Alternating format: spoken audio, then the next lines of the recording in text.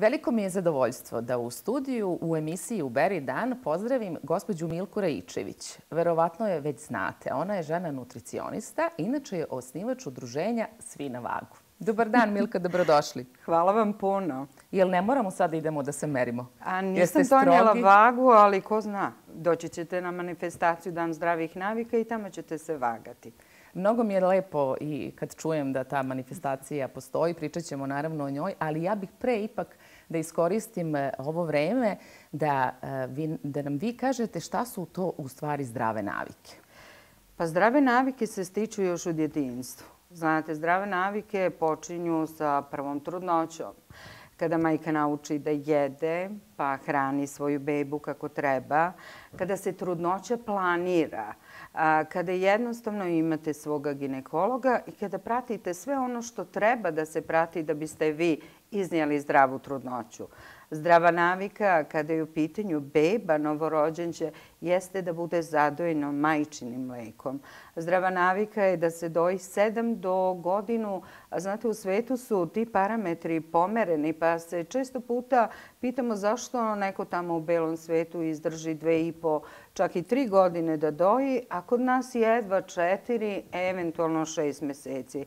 Zdrave navike, kada naučite majku kako na koji način da priprema hranu za svoje dete od 6. meseca života ili 4. svejedno, zavisno od potreba, odnosno u dogovoru sa pedijatrom i nutricionistom. Zdrava navika je kada vi svojim primjerom pokažete kako treba da se jede za stolom, kako treba da se žvaće. Kada naučite da raznovrsna hrana je potrebna, a ne hrana koju vi birate zato što vam se to nešto dopada ili zato što vam se to ne dopada pa izbacite.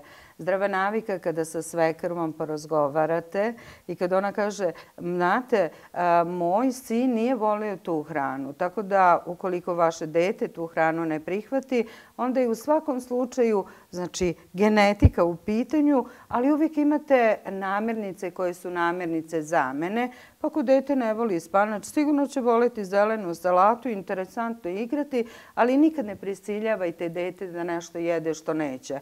Ali ako vi počnete da učite vaše dete da je slatko zdravo i ako počnete pre 2. godine života da ga uopšte mu dajete bilo šta što je slatko, slatko se veže, slatko je signal, slatko je zadovoljstvo, slatko luči hormon sreće i onda šta se dešava? Dete ne prihvata ostalu hranu. Zdrave navike su kada majka spremi svom detetu sendvič, a nekada da pare da bi to dete otišlo i kupilo nešto na trafici ili to dete kupilo u pekari i ostalo. Tako da svest o hrani se zaista menja. Zdrava navika je da znate vašu genetiku pa da ne dozvolite da se razbolite. Milka, ali šta vi, na primjer, toj deci nosite kad idete u posetu svojim prijateljima? Zar ne nosimo svi neku čokoladu? Ne, Bože sakloni, ja to ne. Ja imam 4 unučati. Znači, najstarija unuka ima 16 godina. Najmlađa ima 3,5 godine. Ja im nikad neću donijeti čokoladu, ni čips, ni smoki. Rađe ću kupiti vodu, znači flaširanu vodu, pa ću im dati da popiju, ali ću isto tako reći čim popiju da to treba da bace, jer sve drugo ponovno sipanje vode u stvari nije više zdravo. Kad kažem voda, zaista je voda jako bitna. Voće, povrće, da.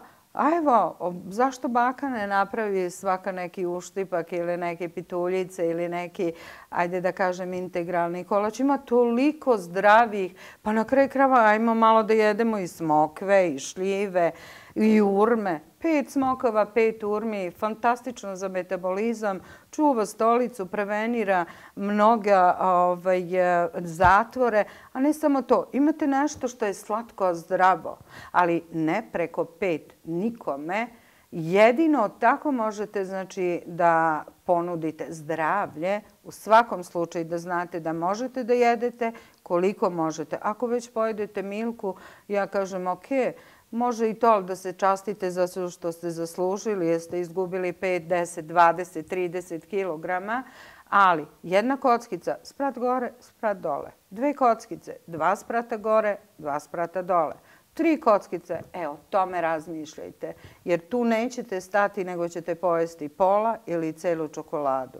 To je već sat vremena šetanja i naravno 5 spratova gore, 5 spratova dole. Znači, kod mene u dijetoterapiji osnova je da budete siti. Mnogima ste pomogli da se oslobode viška kilograma.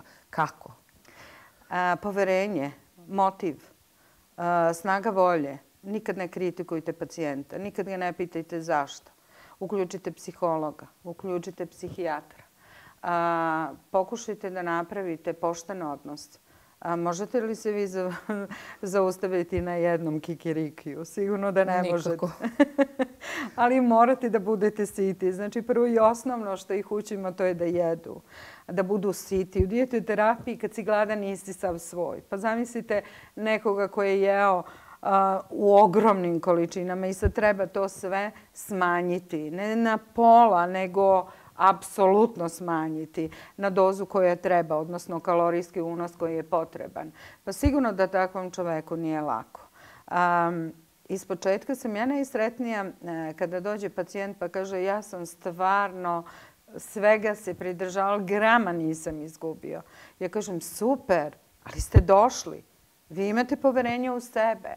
Moje samo da vam još kalkulišem nešto da počne vaš organizam kao kompjuter da jednostavno počne da radi. Jer kada počne da radi, onda kilogrami spadaju. Odnosno, na početku dolazi do topljenja, odnosno izbacivanja tečnosti. Zato je moje udruženje Svi i sve na vagu jako bitno, zato što vi niste kažnjeni, ne morate da dođete u dom zdravlja, ne morate da odete u privatne ordinacije. Vi jednostavno možete da dođete na trg, možete da dođete u hipermarket gdje smo mi, gdje je Dan zdravih navika. Znači, gledajte našu Facebook stranicu Svi na vagu i onda u principu stanete na vagu, tu su vam nutricionisti, vidite koliko vam je body mass index, vidite koliko imate viscelarni masti. Možemo mi izgledati ovako fantastično. Nema ni grama sala, ali šta je unutra, šta je oko naših organa, to je opasno. To je najopasnije jer vi se smatrate zdravim, a niste zdravi. Zdravi, vitki. Da, a unutra imate, znači, koliko imate mišića. Tako da u principu onda dijetoterapija počinje na jedan spontan način. Došli ste da kupite sebi haljinu, izvagali ste se, kupili ste već manji broj, zato što nas čekate sljedeći mesec. Ali za to vreme vi dobijate savete, pišete nam, konsultujete se. U domu zdravlja, gde god ima nutricioniste, vi pokucate na vrata i već ste na dijetoterapiji. Ali treba zaista velika volja, Milka. Teško da kažete treba uključiti i psihologa. Ali znate, neko ko je rastao u porodici gde hrana se smatrala za lekom, da bilo je jao mama da ti da, da ti skuva, šta ti najviše voliš, bolje da ljulja nego da žulja. Znate, sve je to šta želiš da ti mama skuva sutra za ručak. Mnogo je teško sad odjednom reći ajde sad da prestanem sve da jedem ili da prestanem na taj način da jedem. Znate, postoji motiv. Postoji motiv, hoću da budem fit, hoću da budem zdrava. Zdravlje je danas u modi. Svi smo preuzeli odgovornost za svoje zdravlje. I mediji veliku odgovornost imaju što se toga tiče. Spikerke su nam vitke, lepe, vrlo uspešne, pokazuju znači, da zaista se to može. S druge strane, motiv to je dijagnoza. Znate, kad vi imate dijagnozu da morate šećeraš ste, vi morate da jedete, morate tačno da znate. Ako znate da imate kancer, idete na zračenje, znate šta će sled okolnosti biti. Ako znate da su vam detetu kriva kičma, tabani, ravni, ako znate da vam je dete anemično, vidite da li je bucmasto na kraju krajeva. Onda morate da imate 2 aršina. Jedno je motiv, da li je to zdravstveni, estetski i onaj svesni motiv. Ja hoću da budem zdrava. To ipak zavisi od te osobe, a ne od porodice. Znate, u porodici, ja s obzirom da imam 3 dece, ja mogu da vam kažem, kad pozovem nekog od njih samo da dođu na ručak, ja znam šta treba da spremim. Svako od njih ima svoje omiljeno jelo. Znate, onu divnu rečenicu kad kažu jao muževi, jao kako je ovo miriše na kuhinju moje majke. Pa sve je u stomaku. I taj miris koji jednostavno... Kažu da je ljubav ulazi kroz stomak. Pa naravno, zamislite kakvo je to zadovoljstvo, pogotovo kada vi sve svesno planirate. Znači, svest je nešto što vam daje motiv, a motiv je u tanjiru, u mirisu, u šetanju. Ako vi šetate, a ne primetite da je neka ruža tamo procvetala, nema koristi od tog šetanja, ali je dobro što ste vani, još uvijek ste ljudsko biće. Tako da ja imam sreću što sam i aromaterapeut, pa onda meni je mnogo lepo u mojoj nauci. Ako tanjir ne pomogne, onda će miris da osvesti vašu potrebu zbog čega vam se nešto jede ili zašto nemate snage da iziđete do kraja. Ali kod mene bitke traju godinama i ceo život. Kod mene postoje niz pacijenata koji dolaze 1 put godišnje da se izvagaju, zato što su izgubili od 47 do 102 kilograma. Znači, vi morate da shvatite da ne postoji čarobni štapić. Ako vi počnete da pijete pilule za gojaznost, da gubite težinu, vi ćete to piti sljedećih još 60 godina koliko ste živi. Organizam je čipavan na to što ste mu dali. Ako ste zadojeni majčinim mlekom, vi ste već upoznali sve namirnice koje vaša mama voli. Ako ste išli kod bake, onda znate one divne mio mirise, znate šta da kažete baki da vam spremi. Prženi jaja, jeste. Tako da, znači... Piletine domaće. Naravno, ali ne treba biti isključiv. Mi sad nemamo toliko zdrave hrane, ali ne treba da se bojimo ove hrane. Ali ako mi jedemo i legnemo, i uključimo TV i gledamo TV zdravlje i sve smo mi, naravno, a zaboravili smo da treba da prošetamo. Možda bi baš trebalo svaki put u svakoj emisiji da li ste danas šetali. Jer to je zdravlje. Znate, ako vi iziđete vani, mi smo ljudska bića. Zamislite kako je u studiju puno zračenja, telefoni, u radnim organizacijama, kompjuteri, televizori, ne znam, svugdje oko nas i tehnika. Svi smo naelektrisani. Malte nekako jedno drugo dirnemo, ono samo pršti. Ajmo bosom nogom na zemlju.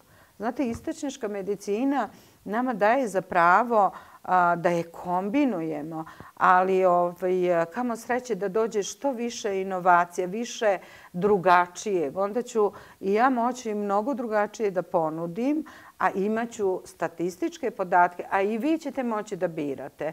Zar nije divna aromaterapija? Zar nije divna masaža? Zar nije divno kada vidite nekog da se drži za ruku pa šeta? Zar nije divno kada vaše kuće trčkara oko vas zadovoljno? Život je u sitnicama. Život treba živeti. Zato kiseonika kaže nemamo više. Ne možemo da sagorevamo toliko kilograme, odnosno kalorije, jer kiseonika nema dovoljno. Ali ajme na avalu. Ajmo za početak. Znači, trebalo bi svi da šetamo. Naravno. Drugo, trebalo bi svi da imamo 5 obroka. Najmanje. I da pijemo vodu. Da. Je li tako? To obavezno. Koliko puta treba da stanemo na vagu? A mi vas pozivamo svakog meseca. Znači jednom mesečno, je li da? Jedan put mesečno, da. Jer mi imamo pacijente koji su s nama krenuli pre 8 mjeseci i oni su fantastično izgubili. Neko je izgubio 5, neko je izgubio 6 kilograma, neko samo 3. Ali je bitno da je bio s nama. Tako da u principu mislim da preventiva treba da bude okrenuta van domova zdravlja, van bolnica. Preventiva treba da bude u školama, u domovima penzionera, da nam budu zdravi, fit, raspoloženi, u sportskim centrima, kod društva gdje su planinari. Zato ćemo mi našu vagu pod mišku i onda idemo i vagamo. I na kraju ćemo znati tačno koliko smo dobrog uradili i koliko je njih stalo iza nas, iza projekta Svi na bagu. Hvala vam mnogo što ste bili. Evo, obećavamo da ćemo svi operativno, ne znam do duše za kolege koje me sad onako gledaju, ali doći ćemo kod vas i staćemo na vagu. Oni su vitki, tako da ne moraju da se boje, ali u svakom slučaju će preuzeti odgovornost za svoje zdravlje i dobit će informaciju koliko su iznutra masti. Hvala vam mnogo. Hvala vama.